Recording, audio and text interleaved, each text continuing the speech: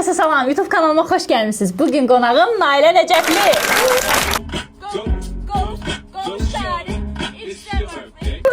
Xoş gəlmisən. Xoş gördük. Çox sağ ol ki, gəldin. Çox sağ ol sən də dəvətin üçün. Səni tanımayanlara Nailəni izah elə. Tanımayanlar üçün. Nailə Nəcəfliyim. Neysə ki, mən maşın videoları ilə tanınmışam. Aytacın bilir, siz də bilin. Yəni çox adam bilir, yəqin ki, bilməyənləri də Aytacın sayəsində çatdıraq. Tanıdıq özümüzü. Maşın videoları ilə tanınmışam. Amma daha maşın videoları paylaşmırsan. Hə, maşın videolarını paylaşmamağımın səbəbi odur ki, maşında mahnı videoları paylaşırdım. Instagram artıq mahnıları səsini kəsir deyə Artıq eləmirsən. artıq dayandırmışam. Arada eləyirəm, amma tutmur. Niyəsə bilmirəm. Məncə ara sıra eləməlisən, çünki o sənin dəstək xəttindir deyə düşünürəm.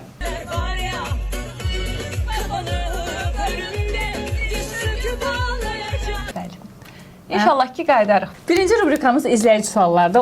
Onların arasındadır. Sən özün görəcəksən ki, mən suallarımı bir ötürəcəm sənə.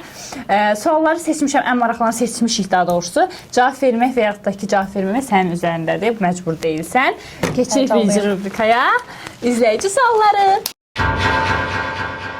Blog mühitində sevdiyiniz və izlədiyiniz bir bloger varmı? Blog mühitində sevdiyim, izlədiyim bloger var. Çox adamla followlaşırsan, səhv eləmirəmsə. Mən ümumiyyətlə hamının işinə hörmətlə yanaşıram və izlədiyim hamının işini bəyənirəm, nə yalan deyim. Amma xüsusi bir, əgər sevgim olan bloger deyirsinizsə, mənim üçün Şəfəq xüsusidir. Onun istedadı, nə bilim, şirinliyi. Bir insan olaraq onu çox sevirəm, nə bilim, bilmirəm. Yəni bloger olaraq deyil də, Şəfəqin nəsə şirin gəlir. İnsanın xarakterini çox sevirsən. Su şirin gəlir mənə. Şəfəqi sevənlər də deyəsən ki, yerə ayrılıb, çox səmimi gələn, süni gələn. Mənim üçün səmimidir, nə bilim. Öz biznesində, yəni öz ayağı üzərində durub, məncə gənclərə yaxşı örnək olan bir xanımdır. Bəli, bəli. Niyə də sevilməsin? Sevilməyəcək bir yönü yoxdur. Yəni, bir də bizdə bir şey var. Məncə real həyatı yansıdır. Hə? Məncə yansıdır. Hə, sən şəxsən tanışsan belə, görüşmüsən? Yox, nə mənada, sosialda deyirəm. Yox, belə şəxsən tanışam, amma bir-iki dəfə belə çox yaxın tanışdığımız yoxdur da. Amma sosialdan real, məsəl üçün, həyatını yansıda bilir. Əziyyəti dediyim kimi də, yəni o göstərmir ki, məsəl üçün bugün mənə bahalı bir şey gəldi. O bilir ki, göstərir ki, məsələn, bunu qazanıbdı o illər ərzində. Məncə yansıdır yəni. Bəs yenilərdən, keçən dəfə soruşdum onun qızdan, yeni influencerlardan. İndi təzə simalar daha ön plandadır, nəinki? Yenilərdən bir dənə Gürmə Günay var. Nasılsınız gacılar? Bugünkü mövzumuz 5 addımda bloger olmaq. Birinci addım, hamama girin, tripodu qoşun və başlayın çəkməyə. Gürmə Günay? Hə, Gürmə Günay. Hə, baxarsınız, çox azdır izləyicisi. Mən onu ilk mən kəşf eləmişəm. Özdə demişəm ki, sən çox yaxşı bir yerlərə gəlirsən. Çünki çox səmimi qızdır. Kontenti nədir? Kontenti əslində çox gündəlik həyatından danışır. Hə, makyaj eləyə danışır, məsələn, yol gedir danışır. Çox fərqli. Səmimi danışır. Çox səmimi danışır. Çox səmimi danışır. Baxarsınız. Buyur, keç növbəti suala. Bunu istəmirəm, istək. Nədir görəsən? Birinə baxıb məndən xəbərsiz. Qorxdu suallar, mənim maraqlı nəyə oxuyub? Burada nələr açılacaq, onu oxusam nələr. Uşaqlıq dövrünüzlə bağlı sizi təsirləndirən və travma kimi xatırladığınız hadisələr olubmu? Bəli, bizim çox işıqlı uşaqlardan biri olmuşam arkadaşlar, amma bunu izləyəcək, ailəm izləyəcək deyə çox detay verə bilmirəm. Amma yəni, təsdiqlənən bir uşaq olmamışam. Səbəbi də odur ki, çox hiperaktiv olmuşam. Enerjimi bölüşdürməyə bir yerlər tapmamışam. Nadinc, o mənim. Çox nadinc, çox hiperaktiv, yəni nəsə eləmək istəyir də, nəsə fərqlilik eləmək istəyir insan. Yəni, dayanmır da yerində. Yəni, dünyanın, məsələn, qoyulan qanunları ilə qane olmur. Hər şeyi nəsə dəyişdirməyə çalışır. Bu ev mühitindən söhbət edirsən yəqin ki, yoxsa ümumən? Ümumən, elə hər şey. Bunda ailən dəstəkləməyib belə başa Bunda ailəm dəstəkləməyib, ona görə biraz travmalarım olur. Yəni, bir uşağı misal üçün nə dəyişdirmək istəyər ki, standartlardan çıxıb ki, bunu ailən qəbul eləməsin? Mən onları indiki yaşımda %100 başa düşürəm, elədiklərini də, qoyduğu qadağaları da, məsələn, qoyduqları sərhədləri də. Sadəcə düşünürəm ki, o vaxt biraz isyankar olmuşam. Dediyim kimi də, yəni ərgən nətər olur, ərgən olmuşuq da, yəni travmalarım da o vaxtdan gəlir, amma yəni uşağı biraz dinləmək lazımdır, dinlənməmişəm. Yəni əsas məsələ dinlənməməyimdir. Yox, mən ümumiyyətlə hər şeylə qane olan insanam, maddiyyat baxımından. Ümumiyyətlə bir şey istəyim, məsəl üçün onun üçün ağlayım, onun üçün xəyal qurum falan. Yəni heç bir halda, yəni cisimlə, maddiyyatla xoşbəxt olan insan deyiləm. Mən həmişə deyirlər, sən mənəviyyat insansan. Mən mənəvi şeylərə üstünlük verirəm. O sevgiyə, qayğıya, hörmətə, nə bilim başa düşülməyə. Mən deyirəm ki, nə bilim ailədə yəni qulaq asmayıblar da, uşaq deyib keçiblər, ona görə biraz söhbət hər zaman əsasdır. Uşaqlıqda da, münasibətdə də bu. Götürdüm onu. Gəldiyorsun. Baxın. Sizə kəşki bloger olmazdım dedirən hər hansı bir hadisə yaşanıbmı? Mənə bloger olmağa peşman eləyən çox hadisə yaşamışam. Bilirsiniz, mən çox az müddətli blogerlikdəyəm. 2020 tez parladın da 3 sən. noyabrındanam, amma tanınmağım 2024-ün mayından olubdu. Çox tez parladım və normal həyatı sosialla bir tutdum. Ona görə başıma gəlməyən qalmadı Aytac. Mənə blogerliyə peşman eləyən ən böyük hadisələrdən biri. Yəni hadisə deməyək də, ümumi bir səbəb deyək. Sosial çox ikiyüzlü insanlarla doludur. Yəni heç nə sosialda görsəndiyi kimi deyil. Yəni bəzi şeylər ola bilər, təbii ki, yaxşı tərəflər də var, göstərilər, amma hamını öz içindən bir tutursan da, ona görə. Hamını özümdən bir tuturam deyə çox xəyal qırıqlıqları yaşamışam. Deyirəm ki, yəni baxın, elə bir şeydir ki, yəni sosialda heç kim bir-birinə yaxın ola bilməz. Çünki bir yerdə gəlir rəqabətə dayanır, rəqibliyə dayanır. Mən elə görmüşəm. Yəni gördüklərimdən çıxartdığım nəticə, yaşadığım problemlərdən çıxartdığım nəticə odur ki, hamı bir-birini rəqib görür. Nə qədər də dost olsan, məsələn, gəldim mən səndən blogerik, sən də eyni məqsədə qulluq eləyirsən, mən də. Gəlirəm səndən padruqalıq edirəm, bir yerdə ehtiyatımı gözləyəcəksən məndən. Bir yerdə kimsə kimdənsə ehtiyatın gözləyir. Tam dostluğa, sosialda blogerlikdən salamlaşanda, ola bilər blogerlikdən əvvəl salamlaşmışıqsa, sonra bloger olmuşuqsa, bəzən ola bilər o barədə. Amma yox, blogerlikdən sonra salamlaşmışıqsa, burada dostluqdan söhbət gedə bilməz. Bərk dostluqdan söhbət gedir də. Təbii ki, tanışdıq, məsafəni qoruduğun yerdə dostluq deyil. Bərk dostluqlar var ki, sosial mediada bizdə. Yoxdur da, mən də onu deyirəm ki, yəni mən məsələn ağlıma gəlmir. Tez-tez küsüb barışırlar, düz deyirsən. Ümumiyyətlə mən dostluqda dostluğa çox məna yükləyən insanım. Mən əgər səndən otururam hər gün, məsələn 2-3 gün dalbadal otururamsa, mən sənə çox məna yükləyirəm, başa düşdün? Mən fikirləşirəm ki, sən mənim dostumsansa, məsəl üçün mənim üçün ən yaxşı, necə ki mən sənin üçün düşünürəm, sən də mənim üçün ən yaxşı olanı düşünürsən, güvənirsən, mən sənə güvəndiyim kimi, nə bilim, belə də, yəni orada da xəyal qırıqlıqları yaşayıram. Bu barədə suallar var sənə, ona görə açmıram çox. Bir də nə idi axırda? Bloger olmaqdan peşman eləyən. Bir də ki, insan ikinci bir nüansı deyirəm, insan olduğu kimi ola bilmir. Heç cürə mümkün deyil. Elə şeylər var ki, onu olduğu kimi yansıda bilmirsən. İstəyirsən, qabağı kəsən bəzi nüanslar olur, olsun insan, olsun nəsə hər hansı bir səbəb. Yəni olduğun kimi ola bilmirsən. Çöldə də rahat, mən çox azad ruhlu biriyəm. Yəni istədiyim kimi davranıram. Bunu da yəqin ki, bəzi məsələlərdən görmüsünüz. Fərqi yoxdur, mən orada kamera çəkir, orada nə olursa, mən çox rahatam. O da çox linçə səbəb olur. Yadınızdadır, bir dəfə Michael Jackson rəqs eləmişdim.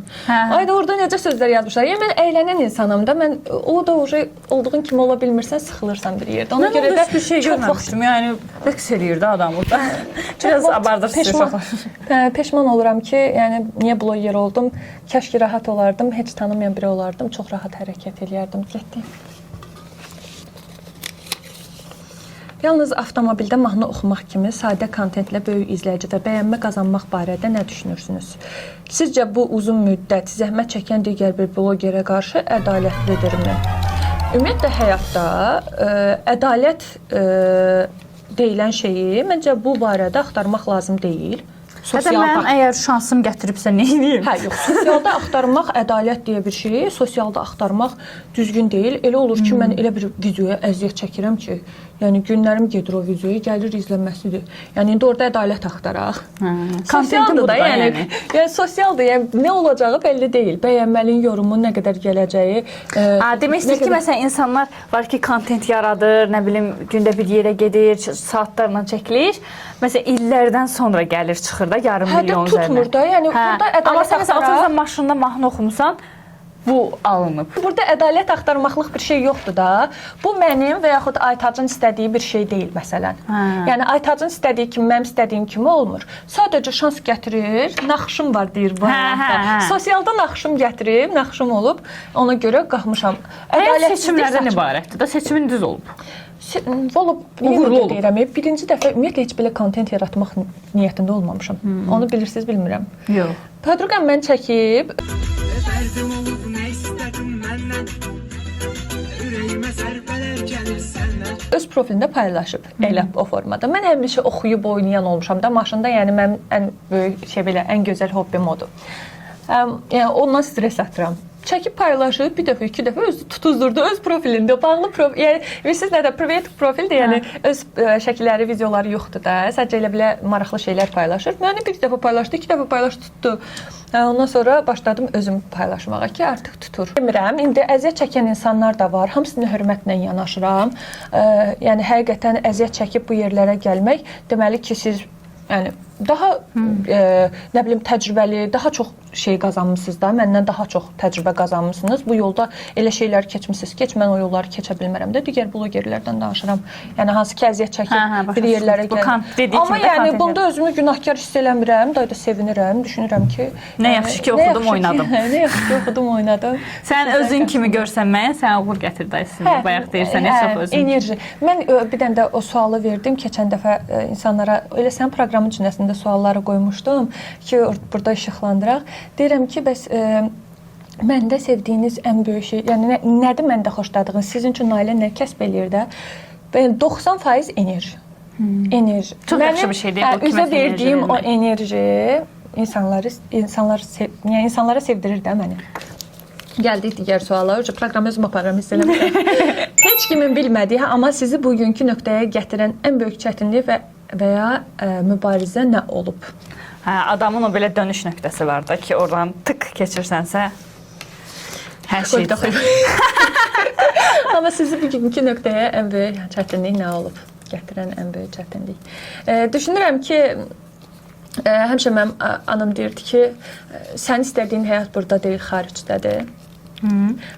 Çünki mən ailəm çox mühafizəkar olub bu arada. Yəni 3 il bundan qabaq, hərdəsə 2022-də deyim də, deyəlim, 3-4 il bundan qabaq. Desəydiniz ki, Nailə, sən 2026-da bloger olasan, maşın sürəsən, çox rahat həyatın olacaq, ürəyin istəyəndə gəlib qızlarla görüşə biləcəksən, əsla inanmazdım.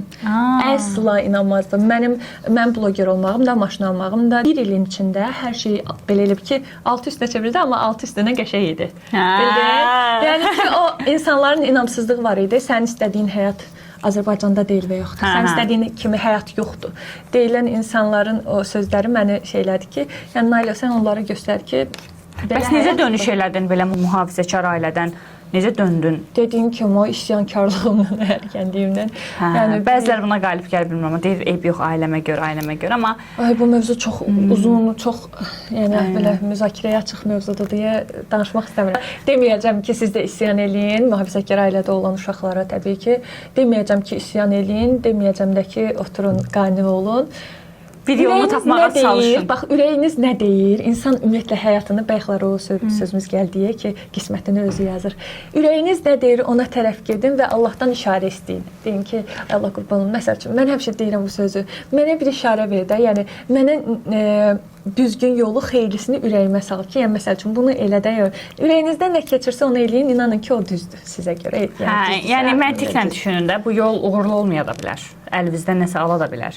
Bəlkə valideynləriniz dediyi yol daha uğurludur. Bunu düşünün. Məsələn, mən də valideynlərlə üst-üstə düşməyən olur. Sonra gedirəm sakit beyinlə düşünürəm, onların dediyi daha üst, amma hər şeydə belə olmur da. Həmişə haqlı olurlar. Həmişə haqlı olurlar. Həmişə haqlı olurlar. Çünki onların təcrübəsi çoxdur və sizi daha çox sevirlər, özünüzdən daha çox. Amma bu həyatda bir dəfə yaşayırsınız. Amma həyatda mən onu deyirəm ki, həmişə haqlı olurlar. Yəni fikirləşməyin ki, bəlkə səhv deyil. Səhv deməyəcəklər heç vaxt. Amma öz yolunuzu özünüz çizin. Biraz onların dediyindən, biraz öz istədiklərinizdən qatın, öz yolunuzu. Valideyn həmişə haqlı olur sənə görə. Mənim ailəmdə məsələn mənə görə haqlı olublar, qın olublar da, haqlı olublar. Sosial mediada indiyədək blokladığınız və əlaqəni kəsdiyiniz blogerlər olubmu? Sən tez-tez küsüb barışan influencerlarla.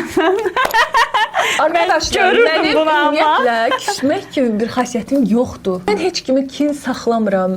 Məni küstürmək çox bilirsiniz ali bir şeydir. Sən o qədər mənə qarşı belə hörmətsiz, o qədər belə diqqətsiz, yəni belə alçaldan fason nəsə eləyəsən ki, mən sənə blokatım, yəni mən səni followdan çıxardım. Amma followdan çıxarıb yenidən followlaşdıqların olub. Yəni bir dənə deyəcəklər ki, indi hər şeydə sənmi düşsən? Vallah deyirəm, bu sosialda əgər kimlə dost olub, kimlə uzaqlaşmışamsa, hamısı qarşı tərəfin problemi olubdur. Heç vaxt heç kimə oturduğum yerdən pislik eləmərəm, heç vaxt oturduğum yerdə heç kimə söz vurmaram. Yəni şeyim yoxdur da. Yəni dostluqda dediyim kimi, dostluğa sadəcə çox məna yükləyirəm deyə gözləntim çox olur, onu ala bilməyəndə də uzaqlaşdırıram və başqa şeylər də görürəm uzaqlaşdıranda. Ümumiyyətlə mənim sosialda problem olan insanlardan yenidən şey verirsən ya nə? Ürəyim dözmür deyəndə, hə.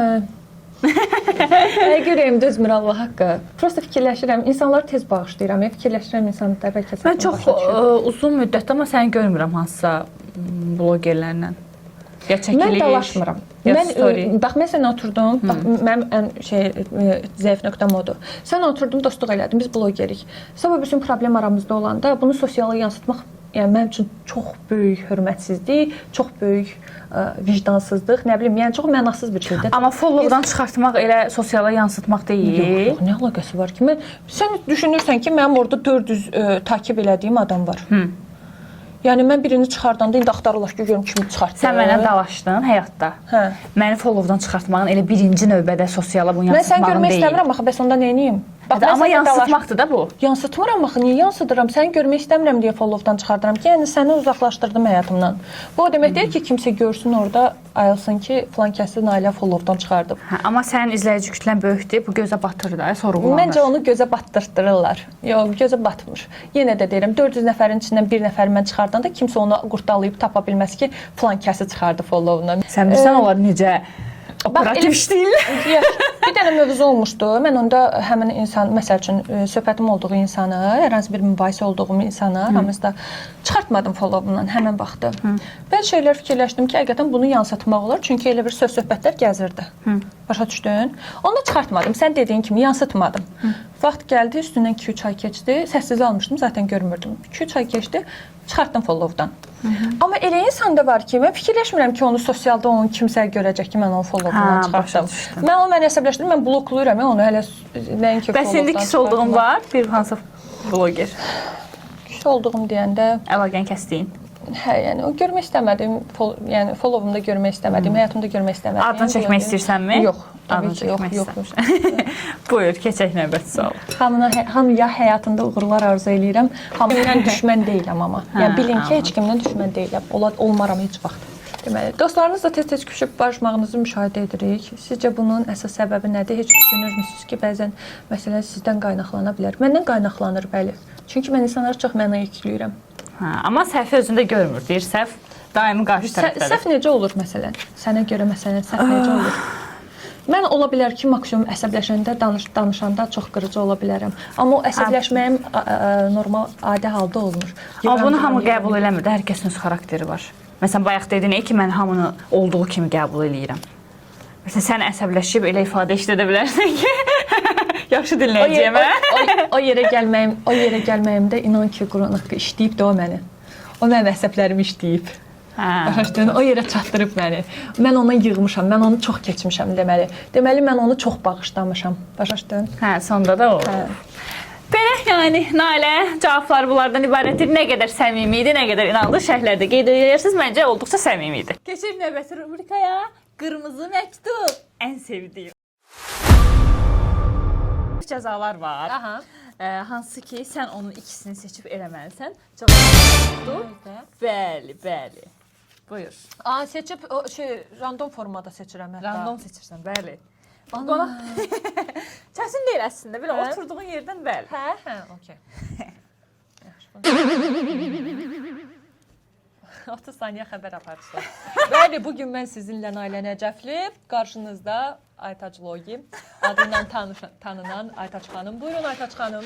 Xəbər aparıcısı Hə, olmur. qarşısı olmur. Yox. Niyə gəlir də indi? Sən hər hansı hadisələr haqqında danışmalısan. Bu gün mən sizinlə Nailə Nəcəfli, bu gün Xəbər aparıcısı olsan baxmazdım məsələn Nailə. Səninlə bloger olmaz.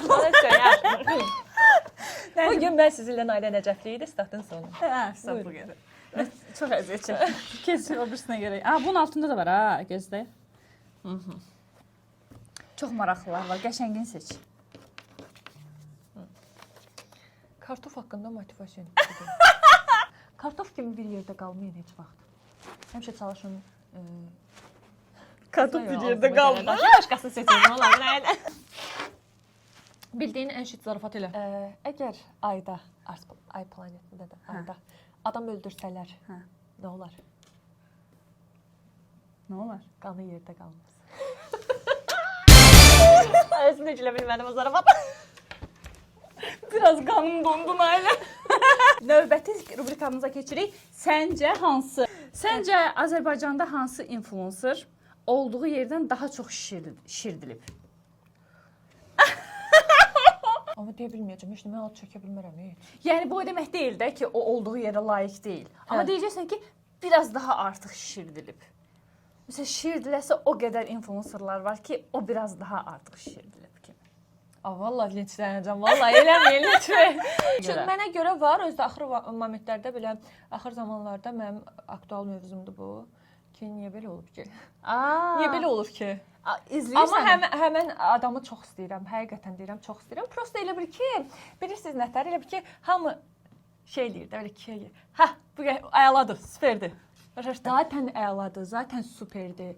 Amma onu eləyən çox insan var, başa düşdün? Artıq siz təxmin edin yəni, yox, həqiqətən, yəni nətər başa salmayım? Çox yaxşı insandır. Çox yaxşı influencerdur, çox başarılıdır. Yəni həqiqətən çox bacarıqlıdır. Amma fərqliliyi şişirdildiyi qədər deyil. Yaxşı, özümüz taparıq biz izləyicilərlə. Səncə hansı influencer, yəni bu yumor dəstə xəttindən söhbət gedir, çox güldürdüyünü zənn etsə də gənclərə yaxşı örnək deyil? Yumorunu bəyənmədiyin influencer da deyə bilərsən. Hansı ki, yumor çəkir, deyirsən ki, buna nə görə gülsələr də o deyil. Baxıb güldüyün kimsə var yaxşı? Güldüyüm? Yox. Azərbaycanda bu... Biraz amma pis örnək var deyim mən sizə. Mən deyəcəm, bilmirəm bunu necə qarşılayacaqlar. Biz Azərbaycanda yaşayırıq da, Amerikada yaşamırıq. Ümumiyyətlə bir açıqlıq, bir özəllik varsa, bu tədricən olmalıdır mənə görə. Elə şeylər var ki, biraz çox açıqdır. Bir də iki yerə bölünür də sosialda. Özəlimə girirlər izləyicilər. Elə adam da var, məsələn... Özəli yoxdur. Özəl yoxdur, yox. Elə şeylər paylaşırlar ki, deyir, istəyirsən baxma da. Mentalitetə uyğun olmayan şeylər paylaşır. Deyir ki, yəni, izləyici yazır ki, özəlvi evində yaşa, məsəl üçün. Burada linçləyə bilərsən, bayaqdan linçlik mövzu axtarırsan. Niyə? Çünki mentalitetlə heç razılaşmayan insanlar var. Mən hansınsa tərəfini tutmuram. Mən deyirəm ki, ortası yoxdur. Blogerlər var ki, deyir ki, bu nə sərhədsiz sualdır, bu necə bir sualdır, başa düşdün? Amma həmin bloger çox rahat şəkildə hər şeyi paylaşa bilir. Sonuncu səncə hansı? Yəni mən də indi hansı pis örnək olanlar çox açıq şəkildə hər şeyi təbliğ edənlər, bəzi şeylər gizlin qalmalıdır. Çox əziyyət çəkdiyi təqdirdə, yəni bu influencer bloger sahəsində deyirəm, dəyər görməyən kimlərin adını çəkə bilərsən? Məncə Melisa var, mənim rəfiqəm. Melisa sadəcə bloger deyil də, təzə-təzə indi başlayır bloger olmağa. Melisa modeldir.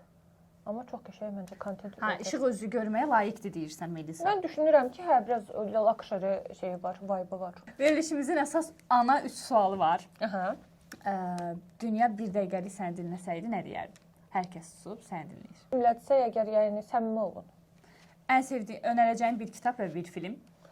Önərəcəyim bir kitab Sonuncu ölən ümidlərdir. Kitabı dedin, film. Film hansı filmi izləməyi tövsiyə edirəm. Baxıb desinlər ki, vaxt itirmədim də, nə yaxşı baxdım. Kəşke bu suallara əvvəlcədən hazırlaşsaydım, çox rahat şəkildə cavab verərdim. Random deyəndə maraqlı olur da. Sən bir ana filmin olmalıdır. Kim deyən kimi onu deməlisən. Demişəm, amma onu çox adam xoşlamır. Yəni Testere, Mişar. Nə deyirlər ona? Ay deyəsən bu da İngilis denən necə dilində. başlayır? Tester mişar. O belə özündə şey var ya, insanlara əzab verir, pislik eləyən insanlara əzab verə-verə öldürür. Aynen, çox sağ ol ki gəldin. Çox mən təşəkkür edirəm dəvətiniz üçün, minnətdaram. Dürüstlüyün üçün, səmimiliyin üçün çox sağ ol. Gördüm, yeni məşğuliyyətim var. Hansı ki o məşğuliyyət məndə də var. Ayda super. Kolleksiyasını qururam və bunun 3D formasını sənə hədiyyə eləmək istəyirəm. Ayda çox sağ ol. Həqiqətən. Bu tam sevəcəm. Bəli, bu çox hətta bu kolleksiyamda məndə də yoxdur. Ayda çox təşəkkür Sən sağ ol. İnşallah səbirlə yığarsan. Bu bildiyimiz belə puzzle kimi deyil, həqiqətən də Eyfeli qurursan yəni, amma puzzle-la. Aa, Bəli, hətta işıqları da var, sonra işıqlandırırsan. çətin Olur, olacaq, evinin amma bir səsində bir dizayn. Yaxşı ki gəldin. çox təşəkkür edirəm. Bu Nailə idi. Gətirdim. Niyə fikirləşirsən? Yox, istəmirəm. İstəsən özün hədiyyəsən. Və siz hansı sualları deyərdiniz, kaş bunu da Nailəyə versəydin, onu storyaya, şərhə yazın. Bir də gördünüz, özü gördü, cavab verdiniz. Yaxşı ki varsınız, kanala abunə olmayı, like eləməyi unutmayın. Sağ olun. Sağ olun.